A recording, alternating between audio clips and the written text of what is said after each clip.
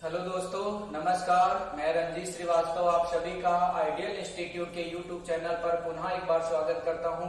दोस्तों, हम लोगों ने लास्ट क्लास में टॉपिक शुरू किया था हिंदी का वर्णमाला टॉपिक। हिंदी वर्णमाला में हम लोग कुछ चीजें पढ़ चुके थे, जैसे स्वर क्या होता है, व्यंजन क्या होता है, स्वरों का विभाजन कितने भागों में किया गया है, व्यंजन का विभाजन कितने भागों में किया गया है। इन सभी चीजों के बारे में हम लोगों ने जानकारी प्राप्त कर ली थी। इसी क्रम में तो कुछ चीजें अभी वर्णमाला में और हैं, तो उन सभी चीजों के बारे में जानकारी प्राप्त करने का प्रयास करते हैं। चलिए आइए पढ़ना प्रारंभ करते हैं। सबसे पहले हम लोग इसी वर्णमाला में जानेंगे संयुक्त स्वर क्या होता है। चलिए देखिए, संयुक्त स्वर हम लोगों ने लास्ट क्लास में पढ़ लिया था, स्वर क्या होता है। आज हम लोग जानेंगे संयुक्त स्वर। एक टॉपिक पढ़ेंगे संयुक्त स्वर, इसके बाद संयुक्त व्यंजन भी आपको बताएंगे।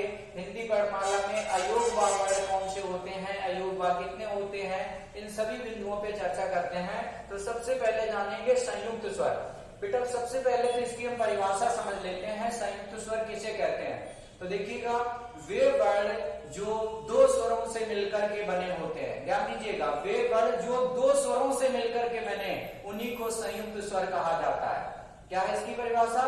वे वर्ण जो दो स्वरों से मिलकर के बनते हैं, उनको संयुक्त स्वर कहते हैं। संयुक्त स्वरों की जो संख्या है वो 4 है। हिंदी वर्णमाला में कितने संयुक्त स्वर हैं, ये भी प्रश्न पूछा जाता है, कई बार आ चुका परीक्षा में कि संयुक्त स्वर कितने हैं। तो संयुक्त स्वर आपके 4 हैं। अगला प्रश्न आपसे पूछा जाएगा कि संयुक्त स्वर वो 4 वर्ड कौन कौन से हैं। तो ध्यान दीजिएगा, वह 4 वर्ड कौन कौन से हैं जिन्हें संयुक्त स्वर के नाम से जाना जाता है। यह 4 वर्ड बेटा है आपके ए, ऐ, ओ, औ। ए, ऐ, ओ, औ। ये जो 4 वर्ण हैं, इन्हीं को संयुक्त स्वर के नाम से जाना जाता है। इन 4 वर्णों को याद रख लीजिएगा, इन्हें संयुक्त स्वर कहते हैं। क्यों? क्योंकि इनका जो निर्माण होता है वो दो स्वरों से मिलकर के होता है, इस वजह से इन्हें संयुक्त स्वर कहते हैं। इसके बाद देखेंगे कि इनका निर्माण किन किन स्वरों से होता है। ये भी प्रश्न आपसे पूछा जा सकता है, इंपॉर्टेंट है कि इनका जो है इनकी उत्पत्ति कैसे होती है या इनका निर्माण कैसे होता है। तो इसको समझने के लिए आसानी से इसका एक तरीका समझेंगे। बेटा देखो, इनका तरीका क्या है। आप इन चारों वर्णों की जब उत्पत्ति समझें तो पहली चीज इसमें याद रख लीजिएगा कि इन चारों वर्णों के बनाने में जो पहला वर्ण रहेगा वो छोटा आ रहेगा। पहला वर्ण कौन सा रहेगा? छोटा आ। इसके बाद इसको बहुत ही क्रम से आसानी से समझने का प्रयास करो, बहुत ही इजी तरीके से हम समझाने का प्रयास करते हैं। अब देखो, जैसे हमें इस ए का निर्माण करना है तो कैसे होता है। तो पहली विशेषता ये रहेगी कि इन चारों के निर्माण में जो पहला वर्ण बनेगा वो छोटा आ रहेगा। दूसरी बात, अब हिंदी वर्णमाला में आपने पढ़ा होगा छोटा आ के बाद, है ना, यानी वर्ण आ के बाद वर्णमाला में अगला वर्ण कौन सा आता है। छोटा आ के बाद नहीं बोलेंगे, वर्ण आ के बाद। तो आ के बाद बेटा ई आता है। आ के बाद क्या आता है? ई। तो ऐसे याद कर लो, आ के बाद क्या आता है? ई। अर्थात आ प्लस ई यदि मिला दिया जाए तो बन जाएगा ए। उम्मीद करते हैं ये तरीका आपको बहुत अच्छे से समझ में आया होगा। पहली चीज तो चारों में आ रहेगा। अब हम एक एक करके इनको समझ रहे हैं कि ए का निर्माण कैसे होगा। तो यहाँ पे मैंने लिया आ। अब हिंदी वर्णमाला में आ के बाद कौन सा वर्ड आता है? तो आ के बाद आता है ई। अर्थात आ प्लस ई मिला दिया जाए तो कौन सा वर्ड बन जाएगा? ए बन जाता है। इसके बाद अब दूसरा वर्ड हमको क्या बनाना है? ऐ। अब इसको कैसे बनाएंगे? यही जो ए बन चुका है इसको यहाँ पुटअप कर दो। अर्थात आ प्लस ए, आ प्लस ए मिला दिया जाए तो बन जाता है बेटा ऐ। आ प्लस ए, आ प्लस ए मिला दिया जाए तो बन जाएगा ऐ। ठीक। इसके बाद तीसरा वर्ड देखिएगा, ओ कैसे बनेगा। अब यहाँ पे हमने पढ़ा था आ के बाद ई अगर मिला दिया जाए तो ए बन जाएगा। अब उसी वही ट्रिक यहाँ पे तीसरे नंबर पे लगानी है आपको। आ के बाद ई तो लिख चुके हैं, अब ई के बाद कौन सा वर्ड आता है? तो ई के बाद बेटा आएगा ऊ। कौन सा वर्ड आएगा? ऊ। तो आ प्लस ऊ, आ प्लस छोटा ऊ यदि मिला दिया जाए तो बन जाता है ओ। उम्मीद करते हैं ये चीज आपको क्लियर हो गई होगी। आ प्लस ऊ मिला दिया जाए तो बनेगा ओ। ठीक। इसके बाद देखो औ का निर्माण कैसे होगा, तो यही औ आ के साथ में यदि ओ मिला दो, आ के साथ में क्या मिला दो, ओ, आ प्लस ओ इजुकल टू हो जाएगा औ, आ प्लस ओ, आ के साथ में ओ, ठीक। तो दो के लिए कैसे याद करना, इसके बाद कौन सा वर्ड आता है, तो आ के बाद ई, तो ए बन गया। फिर यही वाला वर्ड यहाँ पे पुटअप कर दो तो ए बन जाएगा। तीसरा वाला कैसे याद करना, ठीक, आ तो लिखना ही है, अब यहाँ पे ई वर्ड आप बना चुके हैं, ई के बाद कौन सा आता है, ऊ आता है, तो आ प्लस ऊ मिलाएंगे तो बन जाएगा ओ। अब यही ओ को यहाँ पुटअप कर देंगे तो आ के साथ ओ मिलाएंगे तो बन जाएगा औ। उम्मीद करते हैं बहुत अच्छे से आपको संयुक्त स्वर का निर्माण करना आ गया होगा कि संयुक्त स्वरों का निर्माण किन किन स्वरों से होता है। तो इस लॉजिक को यदि आप अच्छे से याद कर लेंगे, समझ लेंगे, तो कभी नहीं भूलेंगे, ठीक। प्लस ये चारों वर्ड याद रखना, चार वर्ड कौन कौन से थे जिन्हें संयुक्त स्वर कहते हैं, तो ए ओ औ, इनकी उत्पत्ति कैसे होती है तो मैंने लॉजिक से समझाने का प्रयास किया है। उम्मीद करते हैं ये लॉजिक आपको मेरा बहुत ही पसंद आया होगा। यदि पसंद आया है तो कमेंट करके हमको रिप्लाई जरूर करें, ठीक। और यदि नहीं आया है तो ये भी बताएं कि हमको नहीं आया है, ठीक है। चले अब इसके बाद हम लोग समझेंगे बेटा संयुक्त व्यंजन। जैसे आपने संयुक्त स्वर समझा है, इसी प्रकार से हिंदी वर्णमाला में संयुक्त व्यंजन भी होते हैं। तो देखिएगा संयुक्त व्यंजन कौन कौन से हैं, क्या पढ़ेंगे इसके बाद, संयुक्त व्यंजन। संयुक्त व्यंजन की भी संख्या हिंदी में 4 होती है, जबकि जब संस्कृत विषय पढ़ेंगे तो संस्कृत विषय में संयुक्त व्यंजन 3 होते हैं। संयुक्त व्यंजन कितने वहां पे होते हैं, 3 संस्कृत में, लेकिन हिंदी विषय में संयुक्त व्यंजन की संख्या 4 होती है, ठीक है। कौन कौन से वर्ण हैं जिन्हें संयुक्त व्यंजन के नाम से जाना जाता है।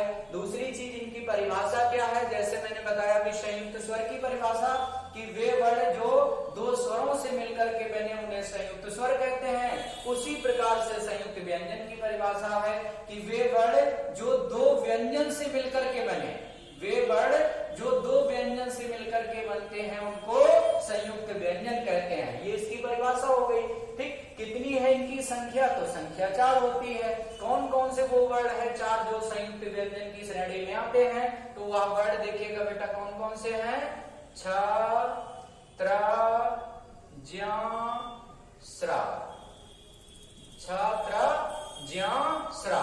ये जो 4 वर्ण हैं इनको संयुक्त व्यंजन के नाम से जाना जाता है, ठीक है। अगला प्रश्न आपसे पूछा जाएगा कि यह संयुक्त व्यंजन कौन कौन से व्यंजन से मिलकर के बने हैं। तो अब इनकी उत्पत्ति देख लीजिएगा, छा का निर्माण कैसे होता है, त्रा का निर्माण कैसे होता है, ज्या का निर्माण कैसे होगा और स्रा का निर्माण कैसे होता है। तो इन चारों की उत्पत्ति भी आपको समझना बहुत ही आवश्यक है, ठीक है, क्योंकि यहाँ से भी प्रश्न कई बार पूछा जा चुका है कि वर्ण छा का निर्माण किन 2 व्यंजन से होता है। तो देखिएगा, आधा का प्लस मूर्धन्य शा, आधा का प्लस मूर्धन्य शा मिलकर के बनता है छा, ठीक है। इसी प्रकार से त्रा कैसे बनेगा, तो आधा ता, देखो बेटा जब इसमें वर्ण में हलंत लगा दिया जाता है तब उस वर्ण को आधा वर्ण कहा जाता है। किसी वर्ण में यदि हलंत लगा दिया जाए तो उसे आधा वर्ण के नाम से जाना जाता है, ठीक है। तो मैंने ता में हलंत लगा दिया तो आधा ता प्लस पूरा रा, आधा ता प्लस रा मिलकर के बनता है त्रा, ठीक। इसके बाद ज्या देखेंगे, इसको ज्या को कैसे समझेंगे, आधा जा प्लस या, आधा जा प्लस या मिलकर के बनता है ज्या, जिसे हम लोग हिंदी में गलत प्रोनाउंसिएशन करते हैं।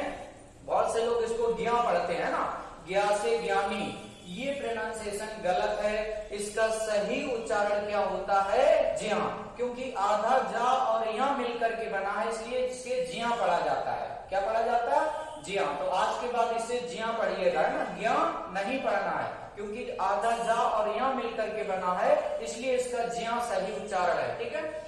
चलिए इसके बाद देखेंगे ये जो श्रमिक वाला शा होता है यह किन वर्णों से मिलकर के बनता है, तो बेटा ये बनेगा तालब्बी शा, आधा तालब्बी शा प्लस रा, आधा तालब्बी शा प्लस रा मिलकर के बनता है स्रा। तो इस प्रकार से इन वर्णों की उत्पत्ति होती है। तो ये 4 वर्ण मैंने बताया आपको, इनको संयुक्त व्यंजन कहते हैं। इसकी परिभाषा क्या होती है? वे वर्ण जो 2 व्यंजन से मिलकर के बने उन्हें संयुक्त व्यंजन कहते हैं। इनकी संख्या 4 है। कौन कौन से वर्ण हैं जिन्हें संयुक्त व्यंजन कहते हैं? तो छ, त्र, ज्ञ, स्रा। इनका निर्माण कैसे होता है? तो ये निर्माण भी करके हमने आपको समझाने का प्रयास किया। उम्मीद करते हैं मेरा ये प्रयास सफल रहा होगा, आप लोगों को बहुत अच्छे से समझ में आया होगा। हिंदी विषय बहुत आसान है, बशर्ते इसको एक सिस्टमेटिक ढंग से यदि पढ़ा जाए तो बहुत ही आसान है और बहुत ही अच्छा विषय लगता है ना।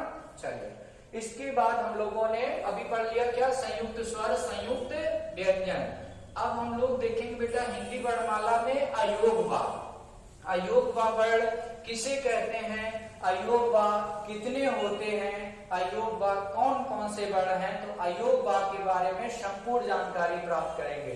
तो हेडिंग डाल लीजिएगा आप लोग, अयोगवा। बहुत ज्यादा यहाँ से प्रश्न पूछा जाता है ना, अयोगवा, अयोगवा वर्ण। ठीक है, देखिए अयोगवा क्या होता है? अयोगवा वर्ण किसे कहते हैं?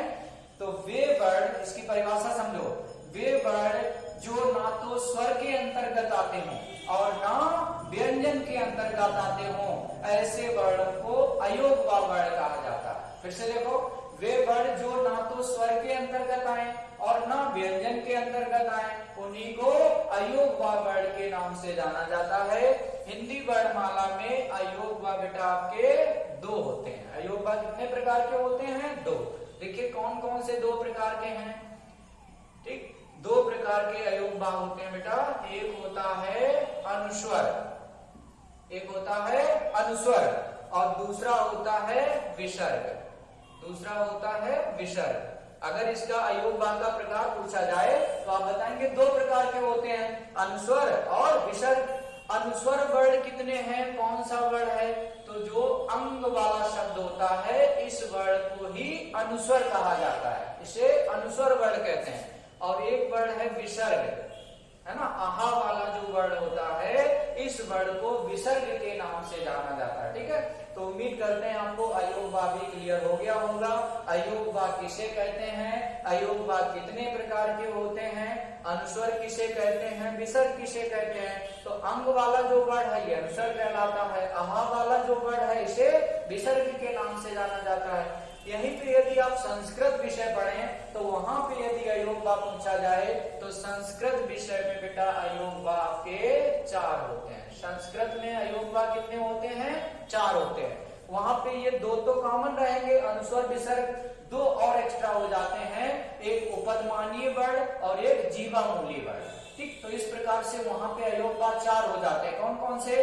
अनुस्वर, विसर्ग, उपदमानीय वर्ण और जीवामूली। ये 4 प्रकार के संस्कृत में होते हैं। ये प्रश्न संस्कृत में पूछा जा चुका है कि संस्कृत में अयोगवा कितने हैं? तो संस्कृत में अयोगवा 4 होते हैं, जबकि हिंदी विषय में अयोगवा कितने होते हैं? 2 होते हैं, अनुस्वर और विसर्ग। ठीक, उम्मीद करते हैं आपको अनुस्वर और विसर्ग भी अच्छे से क्लियर हो गया होगा। ठीक है, चलो, अयोगवा के बारे में आपने जानकारी प्राप्त कर लिया। ठीक है, उम्मीद करते हैं ये तीनों चीजें आपको बहुत अच्छे से समझ में आ गई होंगी। यदि आपको ये तीनों चीजें हमारी पढ़ाई हुई आपको अच्छी लगी हैं तो कमेंट करके आप सभी लोग रिप्लाई जरूर करें। और यदि ये पढ़ाने का तरीका आप लोगों को समझ में आया है तो आप हमें कमेंट करके ये भी रिप्लाई करें। और आप सभी लोग हमारे इस चैनल को सब्सक्राइब जरूर कर लीजिए, अपने दोस्तों में शेयर कर दो। ठीक, जितने ज्यादा लोगों के पास ये शेयर हो जाएगा उतने ज्यादा लोग जुड़ सकेंगे। उन सभी लोगों को